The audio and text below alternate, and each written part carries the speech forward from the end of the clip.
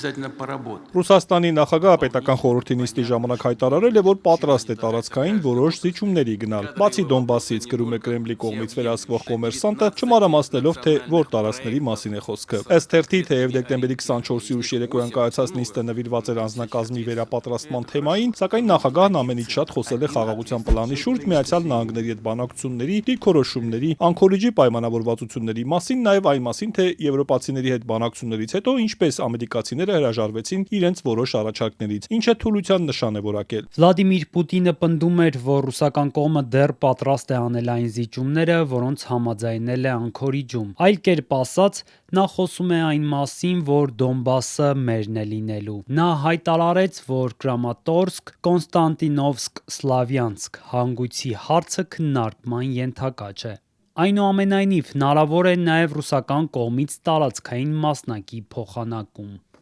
Կրեմլի ղեկավարը նաև անդրադարձել է ամենակնճռոտ հարցերից մեկին՝ Զապորոժիեի ատոմակայանին, որն այժմ ռուսական վերահսկողության տակ է եւ որի շուրջ կողմերը չեն կարողանում համաձայնել։ Ըստ թերթի, Պուտինը չի թաքցրել, որ Միացյալ Նահանգների հետ քննարկում են Եվրոպայի ամենամեծ ատոմակայանը համատեղ շահագործելու հարցը, առանց Ուկրաինայի։ Խոսքը թե կայանի ստեղծած էլեկտրաէներգիայով կրիպտոարժույթների համատեղ մայնինգով զբաղվելու, թե Ուկրաինային էլեկտրաէներգիա տրամադրելու մասին է։ Ու մինչ կոմերսանտը մանրամասները հայտնում Պուտինի ելույթից, Ուկրաինայի նախագահը հայտարարել է, որ առաջիկայում կհանդիպի Դոնալդ Թրամփի հետ։ Ըստ Վլադիմիր Զելենսկիի, շատ բան կարող է որոշվել մինչև նոր տարի։ Կիև Փոստը դիվանագիտական աղբյուրներին հղումով գրում է, որ այցը կարող է կայանալ այս կիրակի, ու եթե ամեն ինչ հարթ ընթանա, առաջնորդների հանդիպումը տեղի կունենա Ֆլորիդայում, Թրամփի առանձնատանը։ Մինչ այդ Զելենսկին 3 մոտ 1 ժամ հեռախոսով խոսել է ԱՄՆ նախագահի հատուկ բանագնացներ Սթիվ Ուիթքոֆի եւ Ջարեդ Քուշների հետ։ Զելենսկին հայտնել է, որ քննարկել են լավ գաղափարներ, թե ինչպես մոտեցնել իրական խաղաղությունը։ Ըստ նրա, դա իսկապես լավ զրույց էր։ Ուկրաինայի առաջնորդը վստահեցրել է, ամեն ինչ անում են, որ պատերազմն ավարտվի, իսկ ստորագրվելիք բոլոր փաստաթղթերը լինեն հուսալի եւ արդյունավետ գործեն։